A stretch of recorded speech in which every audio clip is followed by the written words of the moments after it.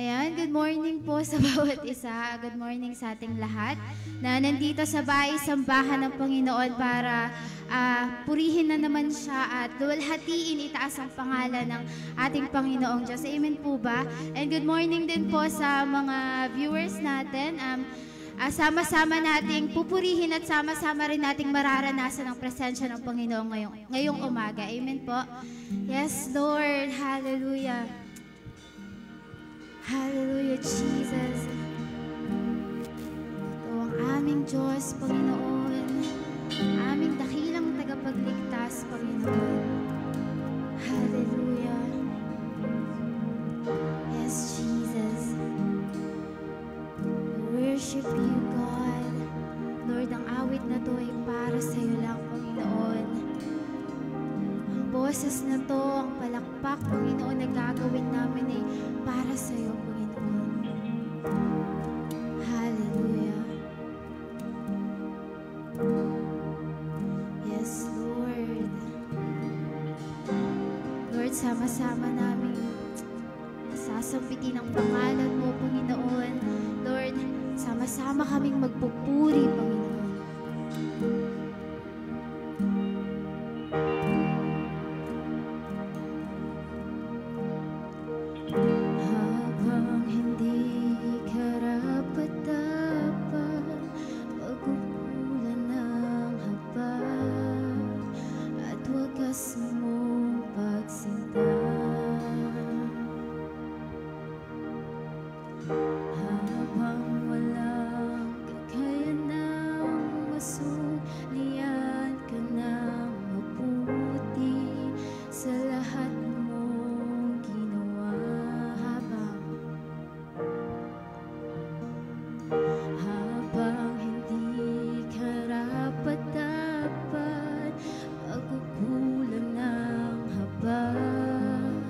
At wagas mong pagsinta.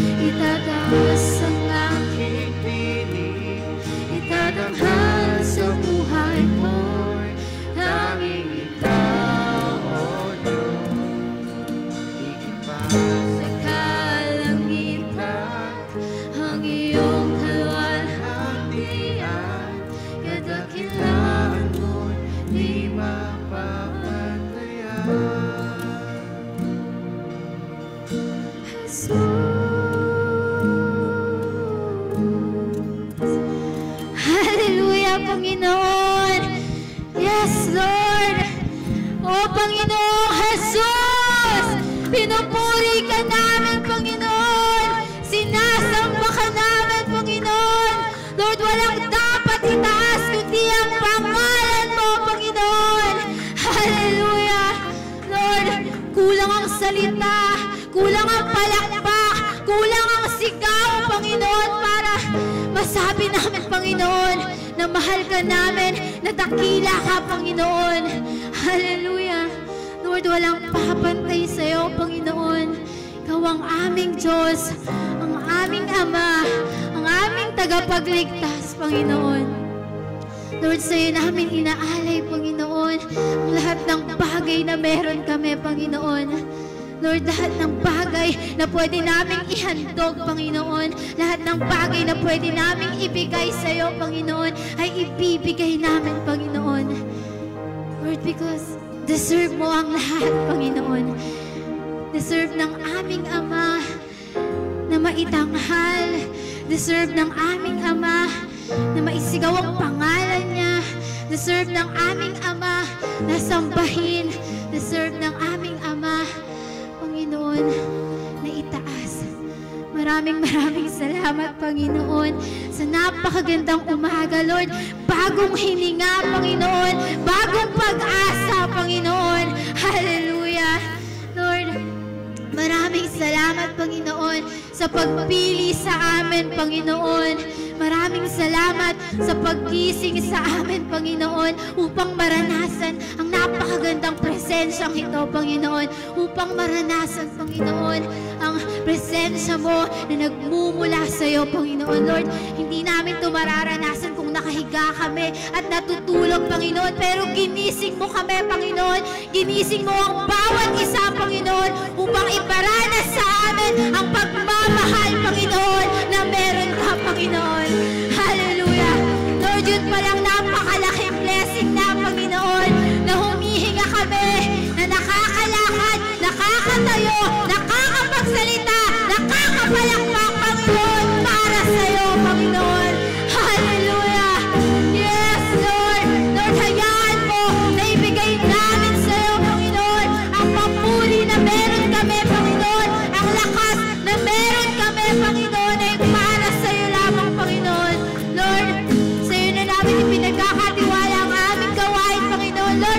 Hindi ka pa tapos, Panginoon. Marami ka pang gagawin sa umagang ito, Panginoon. Hallelujah.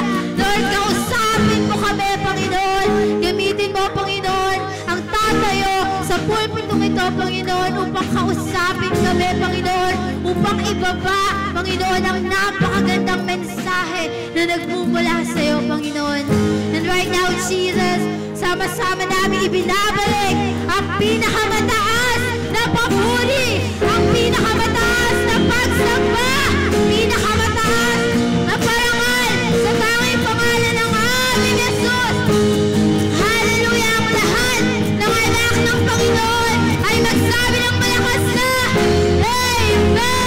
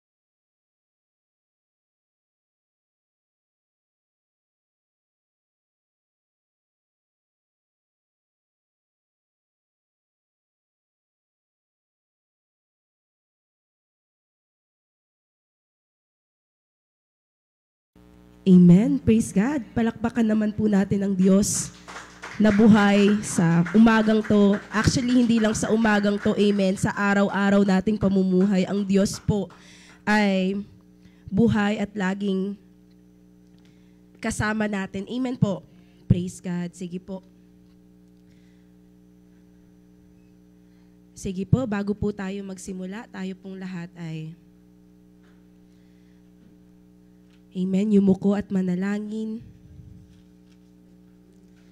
Hallelujah. Thank you, Jesus. Thank you, Jesus. Hallelujah. Heavenly Father, Lord, maraming salamat, Panginoon, sa napakagandang umagang to, Father God. Lord, we just want to thank you for your goodness, your faithfulness. We thank you for who you are in our lives, Panginoon, in any season, Lord God. Sa oras na to, Panginoon, Lord, we just wanted to acknowledge your holy presence. We just wanted to acknowledge your Holy Spirit, Father God. Lord, visit us. Visit us right now, Panginoon, as how you visited Sarah, Panginoon, upang siya ay mag-conceive at magkaroon, Panginoon, ng katuparan ng iyong pangako sa kanya, Panginoon. Exactly the time how you promised it, Panginoon, kay Abraham, Lord God. Visit us, O Jesus, this wonderful morning, and Lord, renew our spirit, renew our hopes, Panginoon, renew our thoughts, renew, Father God, our physical bodies, renew, Panginoon, our emotions right now, Father God, and help us, Panginoon, to worship you and honor you in spirit and in truth. Lord, nang may kagalakan, nang may katuwiran sa aming mga puso. Right now, Father God, we surrender any and rebuke, Father God, any kapaguran, Panginoon, Lord, sakit, Father God. We rebuke any, Lord, flu right now, colds, cough, in Jesus' name. For you are more powerful, Lord. You are our banner, Father God. You are our healer. And right now, Lord Jesus, we just wanted to open our hearts for your words, for your revelations, Panginoon, and for your will to be done in our lives, Father God. Kaya, Panginoon, give us the wisdom as we rely wholly and humbly, Panginoon, unto you and your word. Help us, Father God, through the Holy Spirit that works in us to fill us, to empower us, Panginoon. And Lord, have your way and let just your Holy Spirit move within our hearts and within this building, Father God. Salamat, Panginoon, sa iyo po ang lahat ng papuri, sa iyo po ang lahat ng pagsamba. Ngayon pa lang, Panginoon, itinatanggap na namin ang iyong mga banal at buhay, mabuting salita sa aming mga puso, Panginoon. We honor you, we praise your name, in Jesus' name we pray. Amen. Praise God, praise God. Magandang umaga po muli. Amen sa bawat isa. Hallelujah. I believe now we are on our fourth, tama po, fourth na yan. Mamaya, fourth day of our open church prayer and fasting. And ayun po, nakakatuwa po na alam niyo yon, lahat po nakikiisa. And dyan po nakikita yung unity. Dyan po nakikita yung pagiging isang katawan na maraming parte para sa Panginoon. Amen po. Kung naniniwala po tayo sa panalangin, kung naniniwala po tayo sa kapangyarihan ng Panginoon through prayers, I believe po na hindi magiging mahirap. Amen. It will be challenging, yes. It will be challenging, sobra po. But I believe that magiging posible siya sa pangalan ng Panginoon. Amen po. Amen. Kaya maliit na bagay yung 10 days. Amen. Yung iba nga kaya po ng 40 eh. Amen. So pagpalain po natin ang Panginoon sa pamamagitan ng gawaing ito. And I pray that every messages, gabi-gabi po yan, no?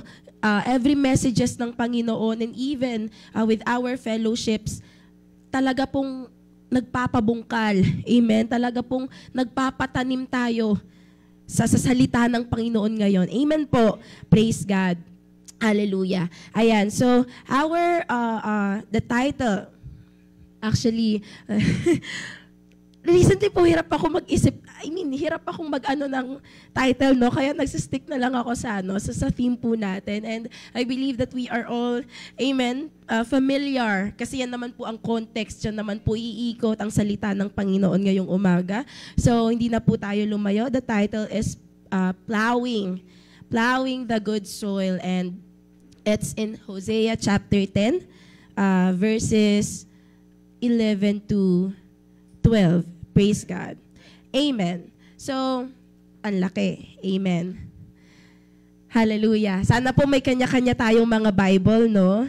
Alam niyo po yung mga PowerPoint na ginagawa ng mga messengers natin are gabay. Pero mas ini-encourage po namin ng bawat isa na ayun, magkaroon po sila ng sarili nilang Biblia, physical Bibles, and magkaroon tayo ng sarili nating pananaliksik at pag-aaral sa salita ng Panginoon. Amen po. Praise God. So ayan, in Hosea chapter 10, verses 11 to 12, nababasa ko pa naman siya. Praise God. Israel was once like a well-trained young cow, ready and willing to thresh grain. But I decided to put a yoke on her beautiful neck and to harness her for harder work. I made Judah pull the plow and Israel pull the harrow. 12. I said, plow new ground for yourselves, plant righteousness, and reap the blessings that your devotion to me will produce.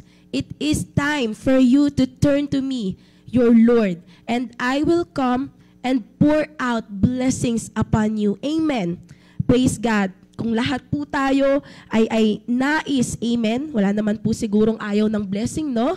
I pray that as we open our hearts and minds right now, let's receive with gladness yung salita po ng Panginoon. Amen. Praise God. So, plowing the good soil.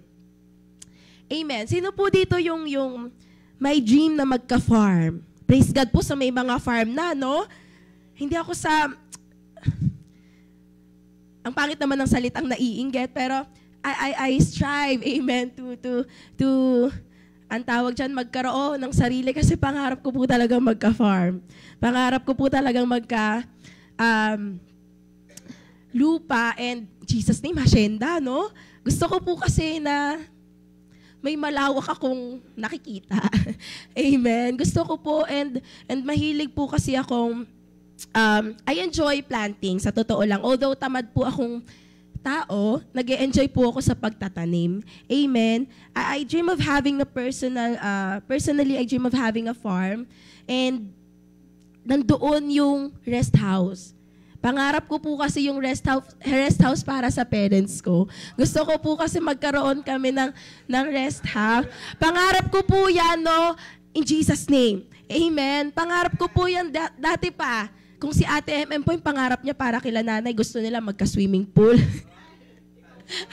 Ako po farm na may rest house. Yan.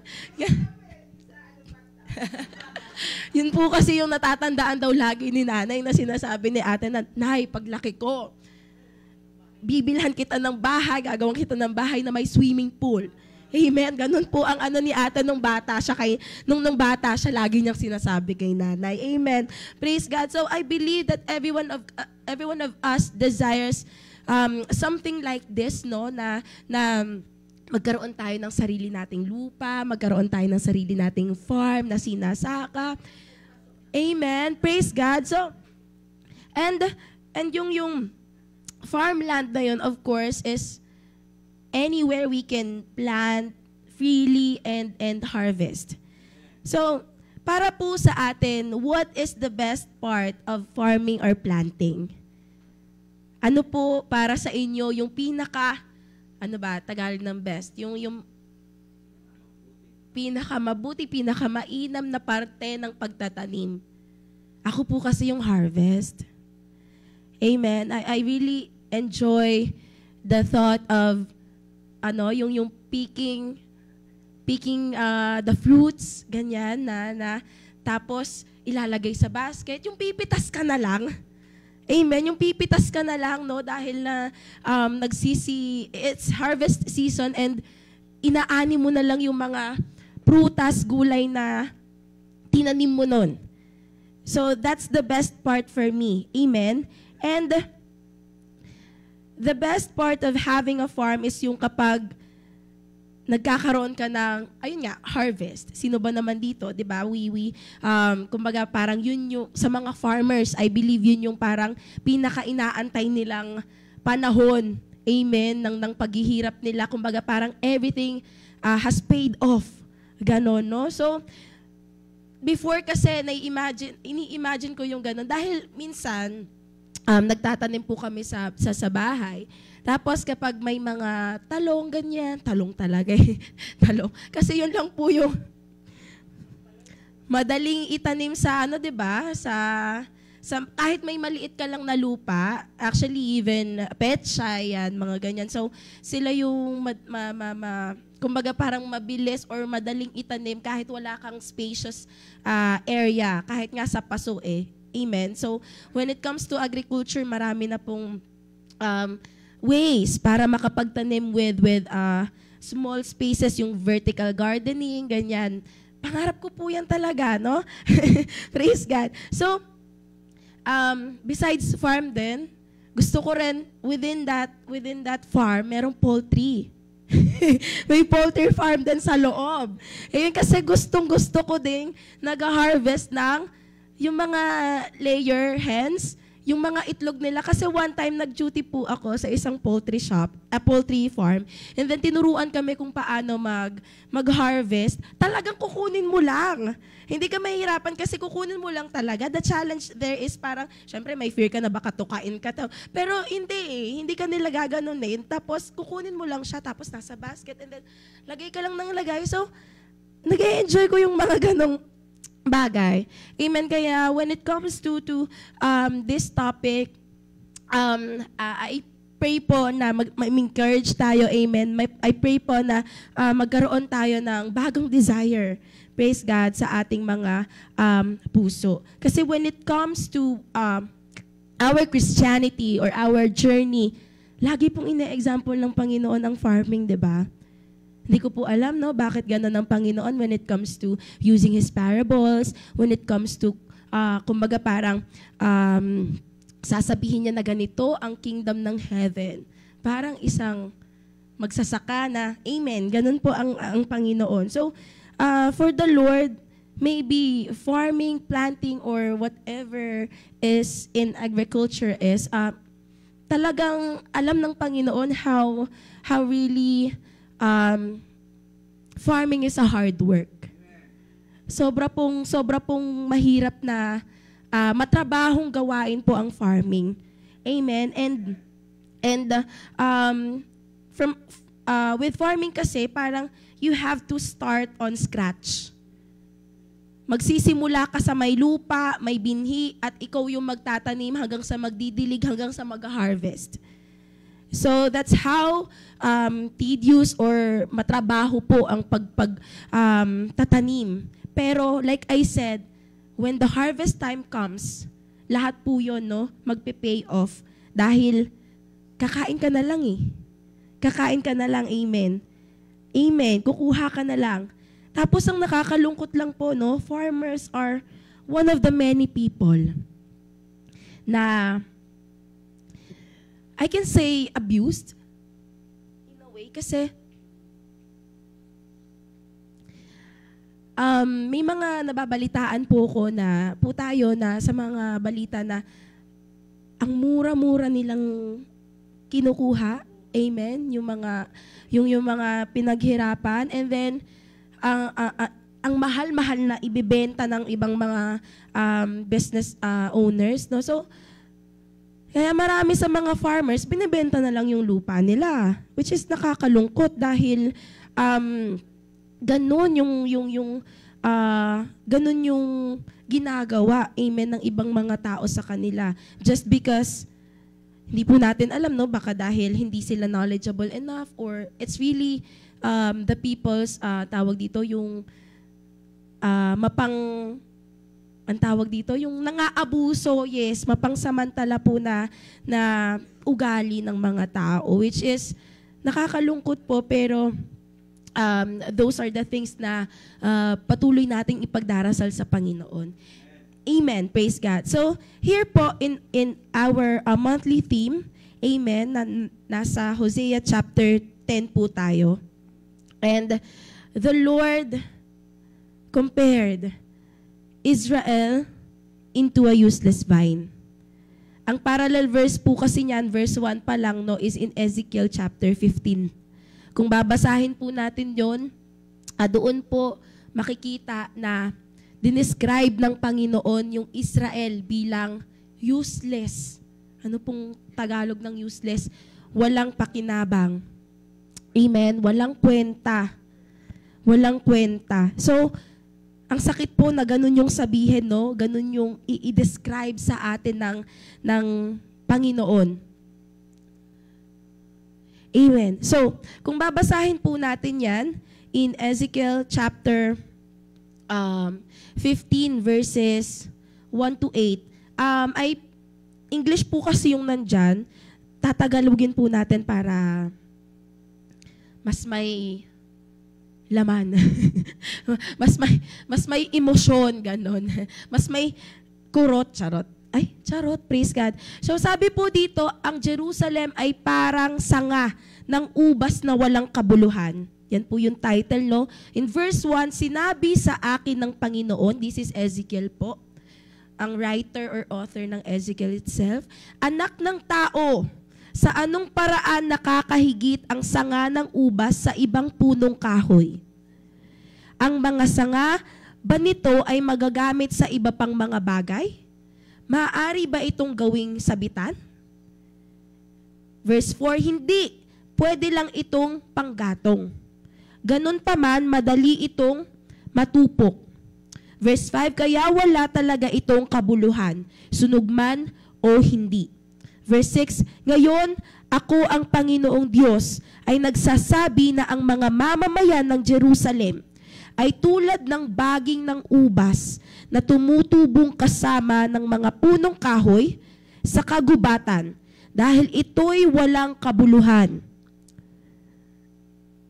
Susunugin ko sila. Verse 7, oo, paparusahan ko sila at kahit na makatakas sila sa apoy, tutupukin pa rin sila ng isa pang apoy at malalaman nila na ako ang Panginoon. Gagawin kong mapanglaw ang lugar nila dahil nagtaksil sila sa akin. Ako ang Panginoong Diyos ang nagsasabi nito. This is verdict. Amen? Sa Israel, sa Jerusalem nung time na yon because of their kasamaan. Sa sobra na po nilang kasamaan, amen, ganito na po yung sinasabi ng Panginoon sa kanila. The Lord emphasized here na kung walang bunga yung grapevine, amen, it's useless. wala po itong pakinabang. Panggatong, sabi nga. At ganun po ang Israel noong mga panahong ito dahil saksakan at sukdulan na po sila ng kasamaan. Ang sanga po ng grapevine, hindi po pwedeng gawing mesa. Hindi po pwedeng gawing upuan. Hindi po pwedeng gawin ni pang-ipit ng damit. Di ba may mga clothespin or peg po na kahoy. Ni ganun po hindi siya pwedeng gawin. So wala siyang pakinabang. Alam niyo po, nung dumadaan kami kahapon pauwi, di ba may road widening po sa Pampang na sinasabi po nilang aabot hanggang Kuwayan. Nakakalungkot po kasi yung mga puno, isa-isa na nilang pinapatay. Isa-isa na nilang pinuputol. Ilang taon po yung naging pamumuhay ng punong yon and yung naging pakinabang niya. Amen, sa atin. Pero with just a simple road widening, na wala naman po tayo magagawa, amen, it's the government, ganun po. So I pray na sa mga punong kahoy na yon, sa mga troso na yon, mapakinabangan sila kahit papano. Gawing upuan, gawing mesa, para magpatuloy yung purpose nila bilang puno. Amen. So, nakalungkot po na ganun, no? Na at least yung mga punong kahoy, yung mga troso, yung mga malalaking puno, may pakinabang. Pero yung grapevine, yung branches po ng grapevine, wala pong pakinabang yan. Amen. So, bakit? Dahil it burns rapidly, madali po siyang masunog, no? Crooked, ibig sabihin po hindi siya pantay, hindi slender or hindi pantay po ang kanyang sanga kasi ang sanga po ng grapevine is paganyan-ganyan, no? So, and then malambot po siya. So, ibig sabihin, in summary, marupok po. Amen. So, wala siyang pakinabang dahil marupok siya. Ouch. Praise God. Amen. Sabi po sa John 15:16, kung babasahin po natin, di ba, I believe you're familiar with John 15 kasi yan yung the vine and the branches and Jesus is the true vine, di ba? Sabi po dyan, if you do not remain in me, you are like a branch that is thrown away and withers. Such branches are picked up, thrown into the fire, and burned. Next po.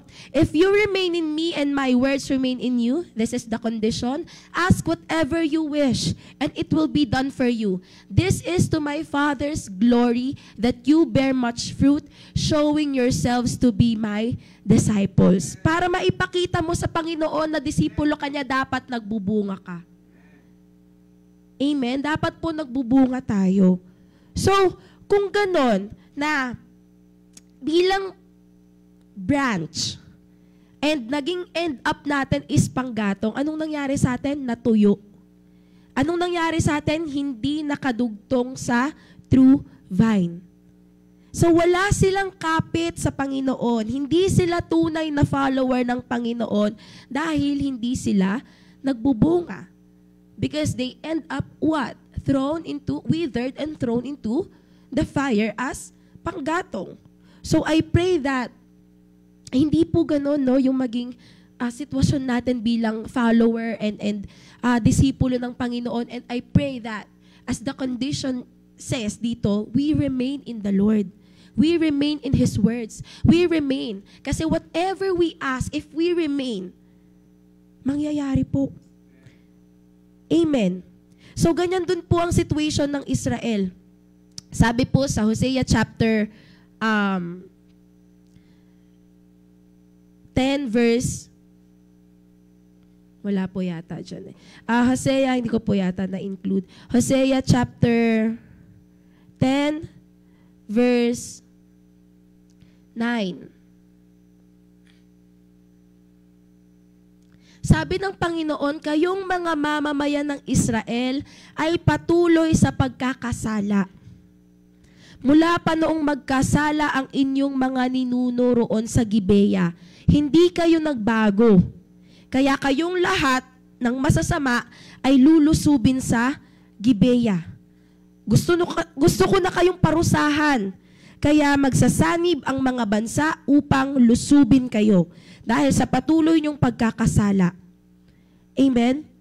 So, those are the verses po before the Hosea chapter 10 verses 11 to 12. So, ganun dinescribe ng Panginoon yung mga Israelita nung panahon na yon. Na sobra na po silang sama. Mula doon sa kasalanan nila na nakomit nila sa Gibeah.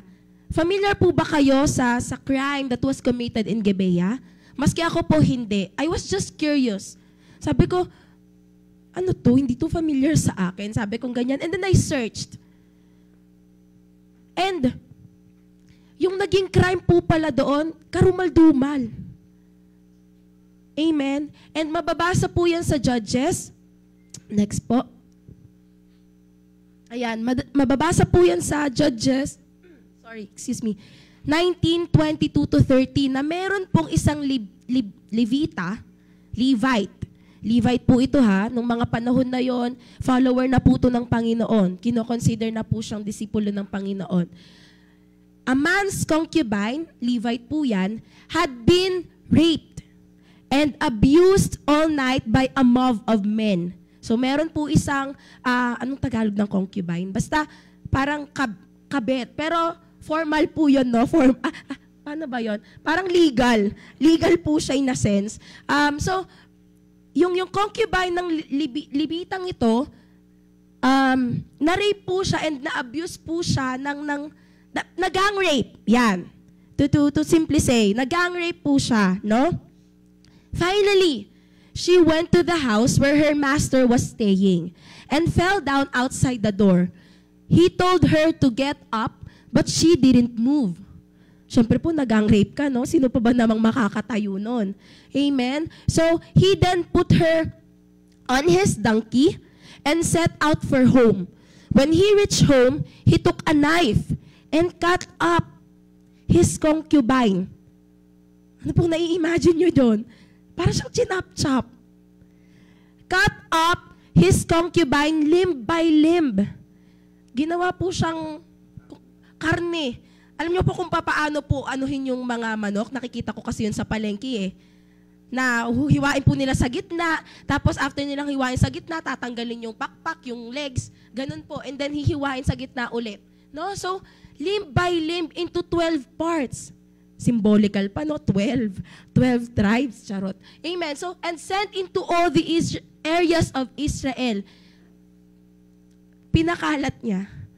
So actually, hindi ko po na thoroughly search ito if this was literally meant by the author nung judge na yon, or it's just parang demonstration or depiction kung gaano kalala yung Israel nung panahon na yon. But the reason why is ganito yung Israel ng mga panahon na yon. Nung panahon kasi ng mga judges, they are self-governed. Sila po ang namumuno sa kanila.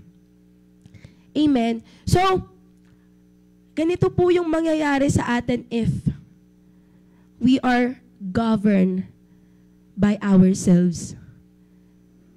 Amen? Parang kung i-imagine mo, nasa katinuan ba tong taong to para gawin yung bagay na yun? Parang, are you drugs? Para gawin mong cut into pieces, limb by limb, tas i-deliver mo in all areas of Israel?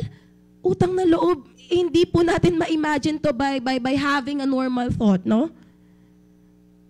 Although I believe may mga ganitong nangyayari, which is nakakalungkot po. Therefore, sa Hosea chapter 10 verses 11 to 12, ang sabi ng Panginoon, sa 12 na lang po, sabi ng Panginoon dito, sinabi ko sa inyo, plow new ground for yourselves, plant righteousness, and reap the blessing that your devotion to me will produce. It is time for you to turn to me, your Lord, and I will come and pour out blessings upon you. Oras na, mga Israelita, para bumalik sa akin. Amen? And this is what the Lord instructed them to do. Two things po nakukuhain lang din natin dun sa verse na yon. The first one is plow new ground. Ano pong una natin ginagawa pag tayo magtatanim? Magbubungkal. Amen po. Magbubungkal dahil, bakit? Nasabi po last Saturday, I believe that the purpose, one of the purpose kung bakit binubungkal is para what? Makahinga ulit. Isa po yun, yung lupa. Pangalawa, para mas madaling mag-absorb ng water. And at the same time, syempre, para mas madali for the root to what? Penetrate doon sa lupa. Mahirap nga naman mag-penetrate kapag matigas yung lupa. Amen. So, it's the responsibility of the farmer to what? Plow the ground. Alam niyo po, ang plowing is, it's like turning up the soil. Parang babaliktarin mo yung soil. Since bubungkalin mo siya, yung nasa ilalim, yun yung iibabaw natin. Kasi yun yung malambot yung nasa ilalim. Amen? Yun yung, siguro masasabi natin good kasi syempre, sabi nga nila, di ba, yung purpose ng root besides anchor is para magsipsip ng nutrients from the ilalim. Kasi maraming nutrients from the ilalim. So, yun po yung isang purpose ng plowing is to turn up the soil. Baliktarin yung lupa para maging para yung nasa taas yun yung maging mabuti. Amen? And mas malambot. So, sa tingin po ninyo, bakit tumitigas yung lupa? Dry? Dahil po walang dilig. Walang tubig na nasisipsip, amen, or nakakain, amen. So, besides that, di ba po ang lupa kapag madalas apakan, madalas lakaran, tumitigas dahil nagsisiksik. Alam niyo po, nahirapan akong i-explain to sa Sunday schoolers last week. Praise God.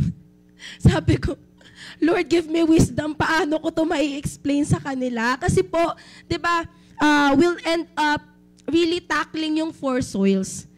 Hindi mo maihiwala yung 4 soils po dito since it speaks up the soil or ground.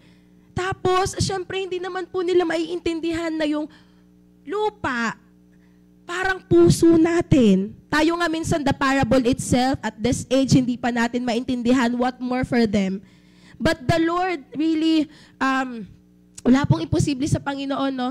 And praise God, kasi, kids, naiintindihan nyo ba?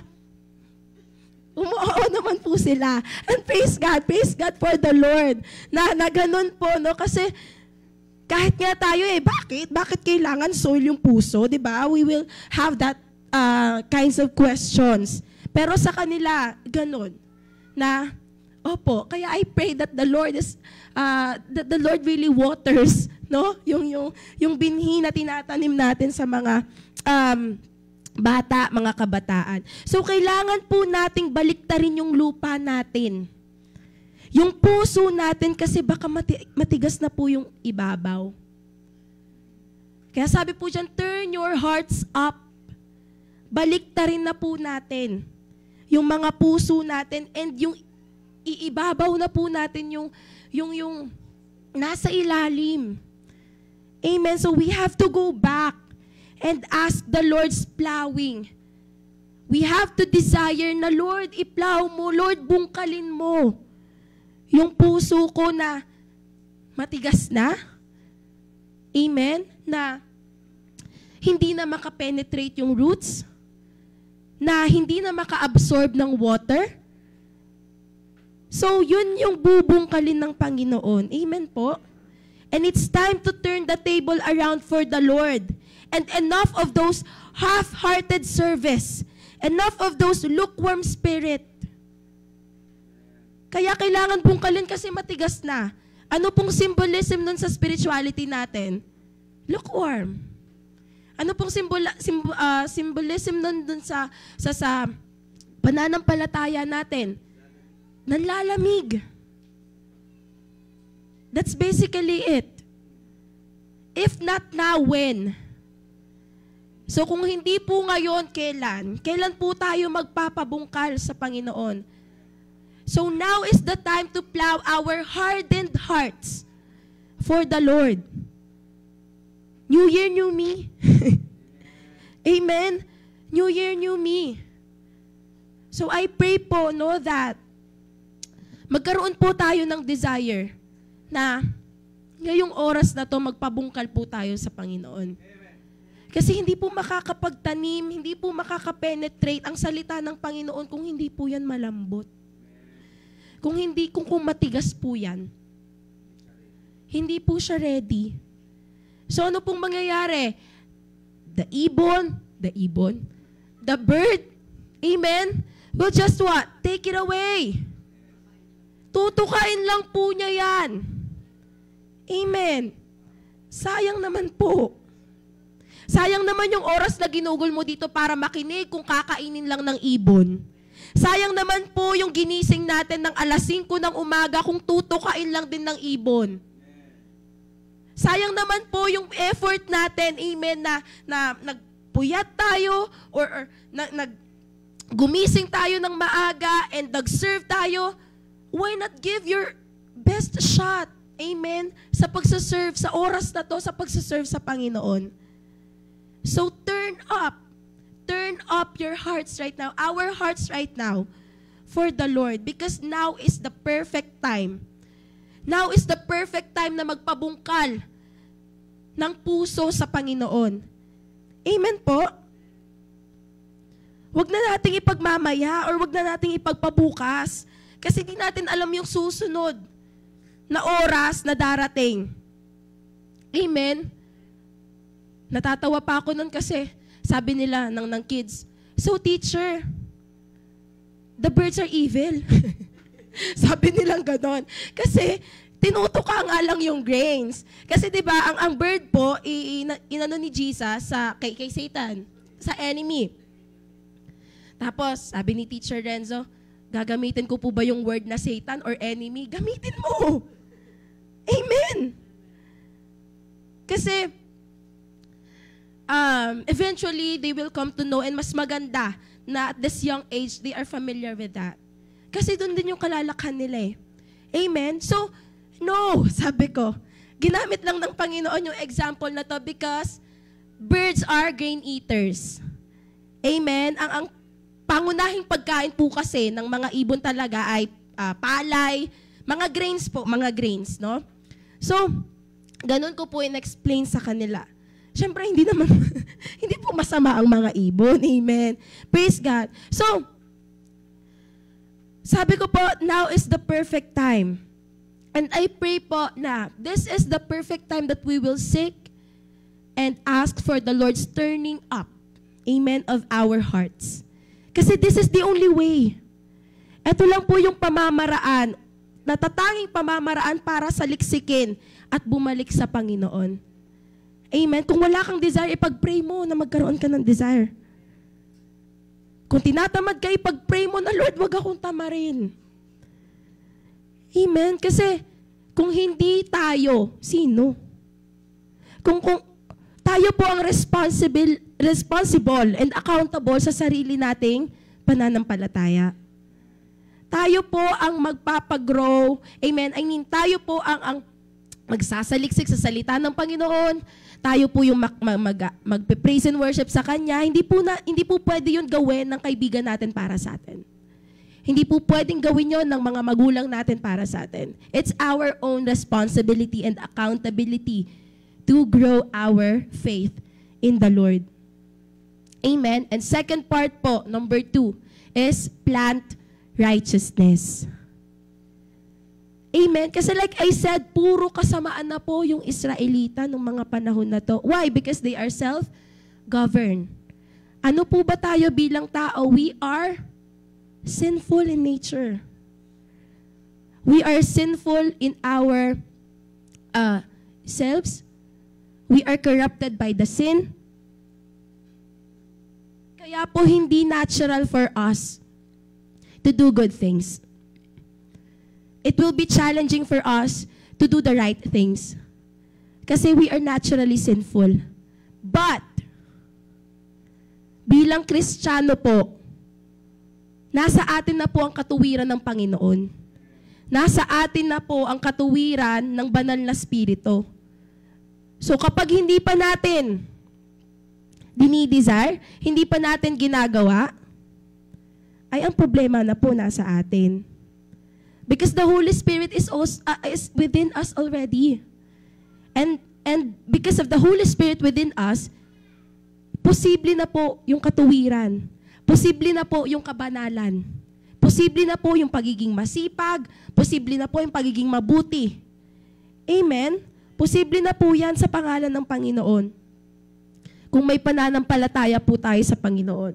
So Israel was self-governed, and ganyan yung mangyayari sa atin if we are governing ourselves. If we are the Lord of ourselves, ano pong mangyayari? Katulad po ng sa Levita. Amen? Na we will come to a point in our lives na hindi natin pansin, pero sukdulan na pala tayo ng sama. Bakit? Blind po tayo sa sarili natin eh. Amen? Kapag po ang sarili natin, if we are self-governed, we are bound to self-destruction. If we are lording ourselves, ang maghahari po sa buhay natin, kasalanan. Ang maghahari po sa buhay natin, mga kamalian. Because only the righteousness of God will make us righteous. And that's through faith. Amen? That's through faith. Kaya yun, isa po yun sa mga bagay na dapat pinag-pray natin, wino-work out natin bilang mga Kristiyano. So, ano po ba yung delikado sa sin? Ano po ba yung ginagawa ng sin na delikado sa atin? It's enticing. Ano pong Tagalog ng enticing? Parang nakakapang-akit. Ganyan, no? Sabi nga, deception. Kung hindi ka madideceive, magsasuggest siya sa'yo. Kung hindi siya magsasuggest sa'yo, itetempt ka niya. Kung hindi ka niya matempt, i-distract ka niya. Amen? So we have to be very careful. Kasi it's true that Satan, our enemy, is what? Really doing his best. Buti pa siya, no? He's really doing his best para i-distract tayo, para i-tempt tayo, i-destroy tayo, nakawin yung joy, nakawin yung faith. Buti pa si Satan. Amen. Ginagawa yung best, the double portion of his distraction, temptation, deception, lahat na para lang maagaw tayo sa Panginoon. Hindi niya aagawin yung nasa kanya na. Yung aagawin po niya yung wala pa sa kanya. And tayo yon. That's why his number one target locked. Tayo pong mga nakaupo dito, nakikinig sa salita ng Panginoon. That's why we have to be very careful. Amen. And, sabi nga sa kanta, yung kanina, sorry, na-skip po yun. Alam niyo po yung magtanim ay di biro, di ba? Nakanta. Sabi po dyan sa lyrics, magtanim ay di biro. Maghapong nakayuko. Di man lang makaupo, di man lang makatayo. Braso ko'y namamanhid, baywang ko'y nangangawit, binti ko'y namimitig sa pagkababad sa tubig. So that is the very experience of the farmers kung paano sila magtanim.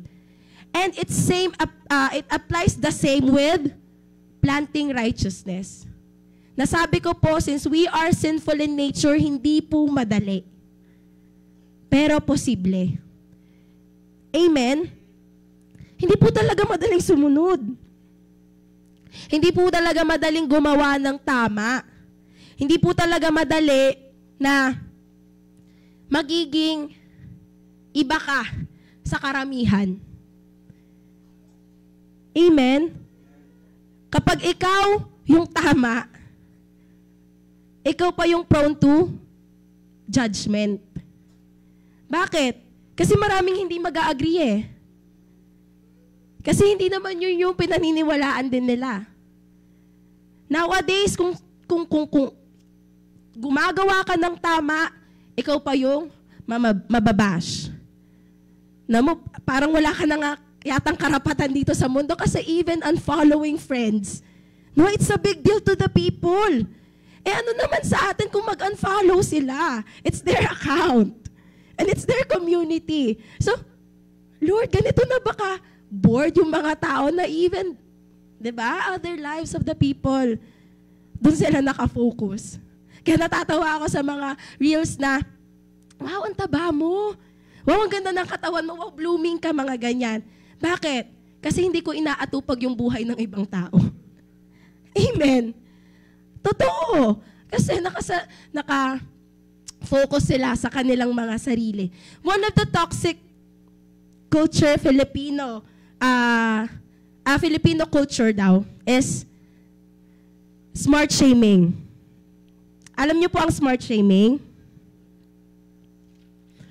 Ang smart shaming po is yung minamak mo yung talino ng ibang tao. With whatever reason kung bakit minamak mo, hindi ko alam. Pero it's the act of mocking, no? Yung talino ng ibang tao. Naging toxic Pinoy culture siya. Bakit? Kasi kapag may alam ka nowadays, pag matalino ka, pag masipag ka mag-aral, ikaw pa yung iba. Ikaw pa yung mali. Sipag mo naman, wow! Ganon. Tapos nakakuha ka ng perfect score. Wow, ikaw na! Ganyan. Diba? Na-experience. Hindi ko na nga itutuloy. Amen. Nakaka-relate tayo lahat dito kahit hindi talino kahit sipag lang. Amen. Jealousy, envy. Sabi nga po kahapon, kagabi, it's envious. Kasi tinitignan mo yung success ng iba Tinitignan mo yung buhay ng iba. Amen? So, ano nangyayari? Nakafocus po tayo sa kanila, imbis na sa sarili natin. Totoo po yan, no? Nakakalungkot po, even yung mga expression na yung mga babae, lahat daw tama. Amen? Tama! Amen. Ang babae daw lahat tama sa nagpauso niyan. Kunwari, pag may sasabihin kami, oo na, tama ka na. Babae ka Amen? So it's the toxic Pinoy culture daw, but the truth is, it's our toxicity sa ating mga puso. It's the corrupted heart that we have. I can relate to that kasi ganyan din po ako. Before. Amen. Na-experience ko po yan. And sa totoo lang, Christian na po tayo nun, no? Tapos ganyan pa yung ginagawa natin. So how come people will see Jesus Christ in our lives kung ganyan po tayo makitungo sa mga tao? If we are self-righteous and think highly of ourselves. Amen? Kapag sa Christianity po, marami tayong alam sa Bible. Or, nabasa na natin yung Bible in a year. Wow! Ikaw na! Diba? Samantalang yun naman po dapat yung nararapat sa Panginoon. Na nagbabasa po tayo ng Biblia. Yun naman dapat po yung nararapat na gawin natin bilang Kristiyano kasi we have to grow and be rooted in the Word of God. Kaso ngayon, nakakalungkot po, even in our Christian communities, no? May ganyang nangyayari. May ganyan pong nangyayari. That's why we have to be very careful kasi pwedeng tayo mismo din yung ikatisod ng kapwa natin mananampalataya. Kahit biro po yan, kumbaga may tama po yan Amen? So, like I said, it's a toxic Filipino culture, but the truth is, it is our toxic heart. Kaya ganun na lang na sobrang gustong baguhin ng Panginoon tayo, not just the Israelites. Tayo. Kasi, ayaw niya tayong maging ganun. Ayaw niya tayong maging masama. Ayaw niya tayo na mapahamak. Ayaw ng Panginoon na mapunta tayo sa self-destruction. Amen? So, Alam niyo po, we have everything that we need in our lives. Sabi nga, sa mga estudyante, may mga libreng schools na, universities. Yung mga universities na yan, may pa-scholars pa. I experienced po that, no? Nagulat na lang ako na, eligible ka sa scholarship. Kasi may mga counselors po na nagpo-provide ng mga ganon sa mga universities. Tapos, may Bible na tayo. May church na, a-attend ka na lang. Pero what happens is, kinakatamaran pa po natin. So, how can we plow new ground in our heart and plant righteousness kung sa paglapit pa lang sa Panginoon, kinahihiya na po natin. Nahihiya na po tayo. Kung yung pagpapabungkal sa Panginoon is kinatatamaran na po natin. Amen? We have everything that we need. Ang banal na Espiritu nandiyan na po sa atin if we accepted the Holy Spirit within us. Amen? The Bible is there. Pastors are there to preach. Diba? Social media, internet, nandiyan na po lahat. Pwede na nating hanapin lahat, gawin yung lahat ng pwedeng paraan para lumago yung pananampalataya natin sa Panginoon. But what we do is take those things for granted. Ginagamit natin sa mga bagay na hindi nararapat at kalugod-lugod para sa Panginoon. Amen? So those are the things na in-instruct ng Panginoon sa mga Israelites. And I pray po, no, na magkaroon tayo ng ganong pagtanggap, ng ganong desire sa puso natin na magpa-plow. Amen? Magpabungkal ng puso sa ating Panginoon. At magtanim. Ay, di biro. Magtanim ng katuwiran. Magtanim ng kabutihan. Magtanim ng kung ano yung gusto ng Panginoon na ipatanim. Amen? And from there, makikinabang ang hindi lang tayo, if we come to fruition, if we produce fruits, hindi lang tayo, but also other people. And from there, they will come to know that you are the disciple and the follower of Jesus. Sabi po dyan, I will come and pour out blessings upon you. Sabi po sa verse 12, katugtog po yan ng verse 12. So, the condition is, we have to plow new ground. And pangalawa po is, we have to plant righteousness. We have to turn up our hearts. And when is the perfect time to turn up our hearts? It is now. Ngayon po. Ngayon po tayo magpabungkal sa Panginoon. Kung gusto nyo po araw-araw, go. It's your faith in the Lord and it's between you and God.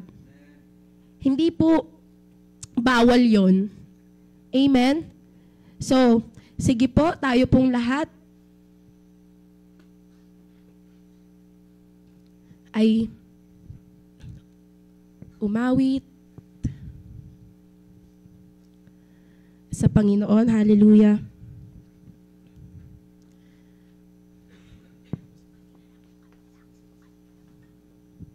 Amen. As we sing to the Lord, let the Holy Spirit of the Lord plow our hearts, our hardened hearts, and let the new ground, let the new soil, let the new heart, ang siyang mangibabaw sa oras na to, ang siyang mangibabaw magmula sa oras na to. The challenge is, church, you have to desire it. What we have to do, we have to desire it first things first. Kasi may mga bagay na gagawin mo pero hindi bukal sa puso mo.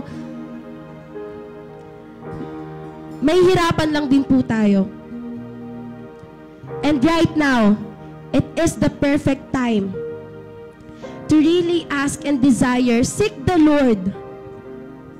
Seek the Lord with all our hearts right now. Huwag mo nang isipin yung mga naging pagkukulang mo. Huwag na natin isipin yung mga nakaraang araw, nakaraang taon. We focus now. Because the Lord wants to plow your hearts. Gusto ng Panginoon bungkalin yan, kaso yung willingness natin, minsan yun yung hindi available. Ang Lord lagi lang nandyan. Ang Lord lagi lang ready to plow and bungkalin yung puso natin. But, is our heart ready right now? Ang tanong is, yung puso po ba natin handa para magpabungkal sa Panginoon? At alam nyo po, ang tanging sukdulang biyaya, ang tanging grasya, ang tanging habag lamang ng Panginoon ang may kakayanan na magbungkal, na magpatawad, magpalambot sa mga puso nating matigas na. Hallelujah, Jesus. Hallelujah. We humble ourselves before you, Lord, and desire, Lord Jesus, to come and plow our hearts right now. In Jesus' name.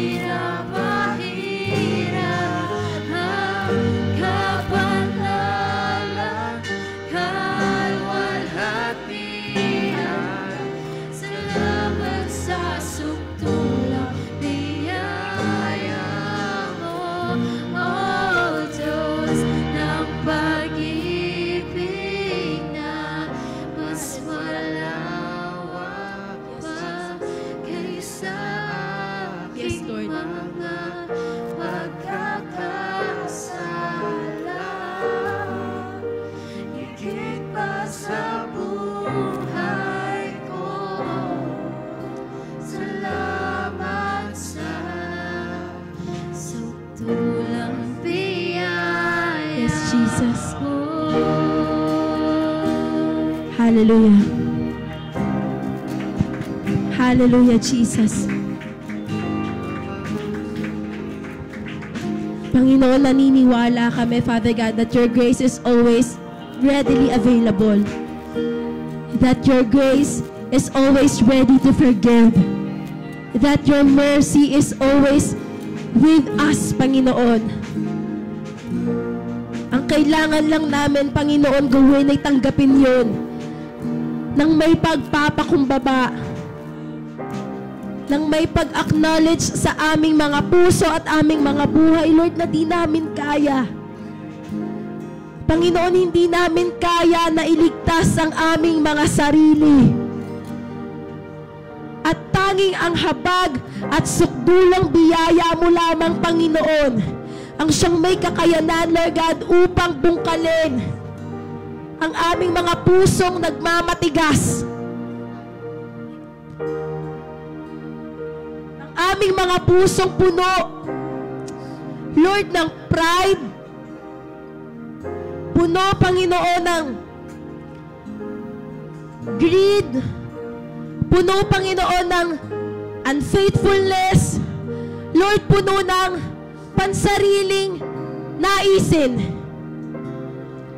And right now, Father God, Lord, right now we are willing.